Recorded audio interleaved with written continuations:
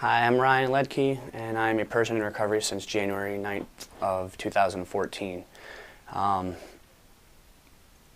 my addiction itself has been a very, very long road of pain that started when I was about 14 years old. First time I picked up anything was marijuana, and everything just quickly progressed. I grew up with an absent father who I put a lot of blame on. That to me was the reason why I didn't know how to grow up. I didn't know how to do anything responsible.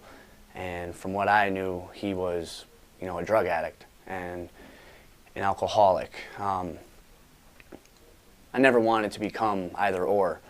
I ended up letting drugs completely take me over. Through the time of 14 till now, I'm 28.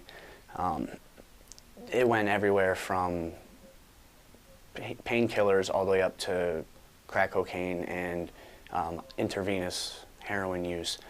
Some of the worst things in my life that I've ever done, and it's very scary to me.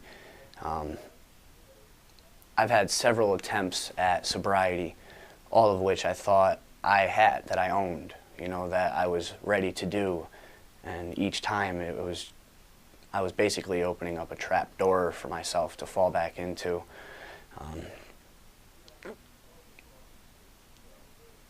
I had my first attempt at sobriety was because I'd gotten arrested, and I had about a year, and I didn't do anything on my own to try to help myself. I just thought that I'd be okay, and it wasn't good enough. I got comfortable. I wanted to think that I could be okay.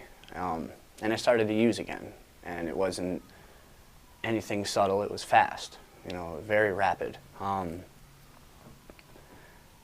When I was 20 years old, my mother had died from lung cancer. And through the time of her being sick, I was stealing her medication. I didn't know how to deal with her being sick and what was going on with her, so I was abusing the medication she had, and I wasn't even there for when she died. I visited her the morning that she did die, after she had passed away, to see her body, and it killed me. And the only thing I could do was promise to her that I was going to get clean, and I went out and used right away. The second attempt at it was again jail time, and I had about 2.5 years clean for the good part of it.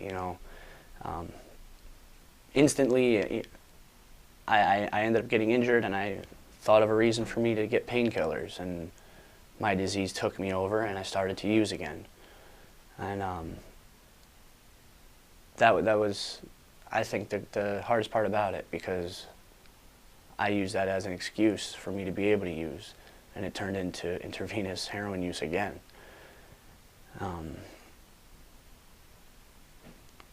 After about like a week or two of doing that again, I had started a 12-step program and did everything I was recommended not to do, except for having someone that I could confide with, having a higher power, and to attend my 12-step program to try to help me figure out what my addiction was about and what it was for. And within 90 days, I had already relapsed again. I got about another month into that, and as I had gotten a job, I got a phone call saying that my father had taken his own life with alcoholism, and he was found dead in his apartment.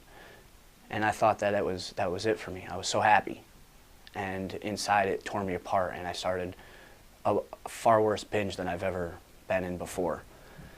And that was September 12th of 2013.